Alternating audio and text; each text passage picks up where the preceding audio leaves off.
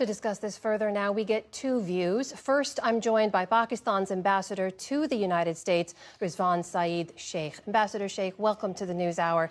Thank you for joining us. We saw Pakistan's Prime Minister Shehbaz Sharif call those Indian strikes a blatant act of war. He promised retaliation. Give us Pakistan's view at this moment. What could that retaliation look like? Well, thank you, Amna, for having me at this show. As you have mentioned, that the Prime Minister of Pakistan called it a blatant act of aggression.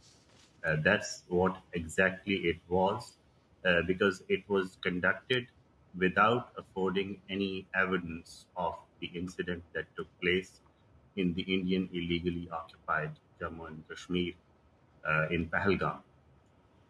So it was a presumptuous pretext on which this aggression was conducted without affording evidence and also without accepting Pakistan's well-intended offer of conducting an impartial, neutral inquiry into the incident, investigation to the incident, which was generally welcomed and supported by the international community.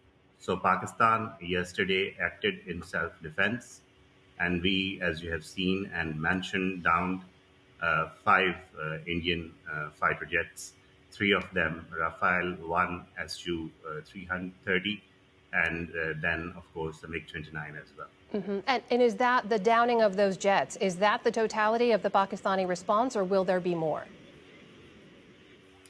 Well, there was a meeting of the National Security Committee this morning in Islamabad. It took a full view of the entire situation.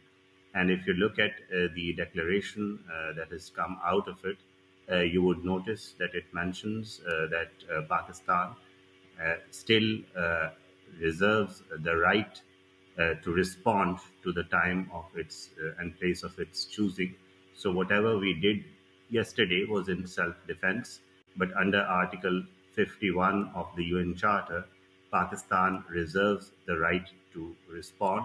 We are a peaceful nation. We do not want the situation to escalate, but given the blatantness of the act, we will continue to review it very closely and see how do we need to respond in the national interest, in our security interests. And should we take that to mean, Mr. Ambassador, that there will be additional military response? And has Pakistan ruled out strikes inside India in response to the Indian attacks that were carried out inside Pakistan?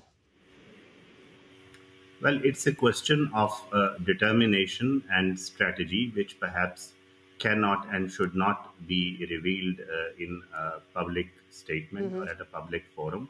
But as I have mentioned, Pakistan has this right in terms of international law. We do not want to escalate. We are a peace-loving nation, but we want peace with dignity.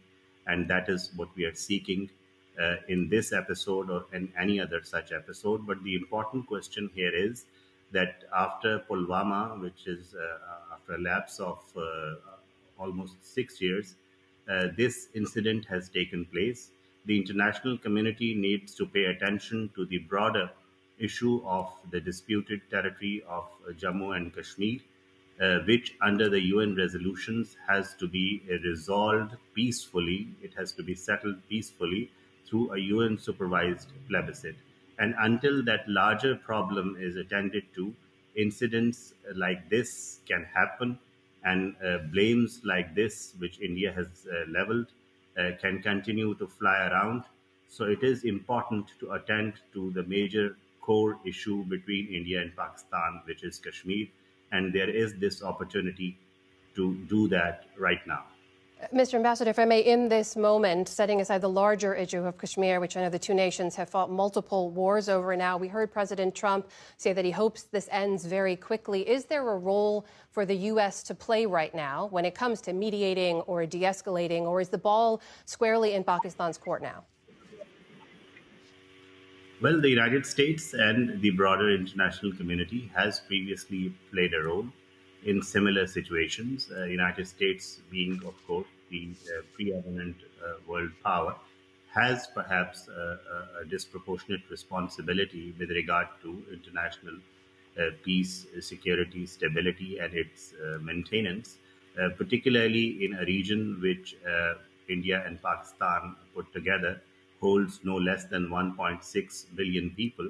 And the president, of course, himself has mentioned that he wants to leave a legacy of peace. He wants to bequeath peace to the world at the end of his term.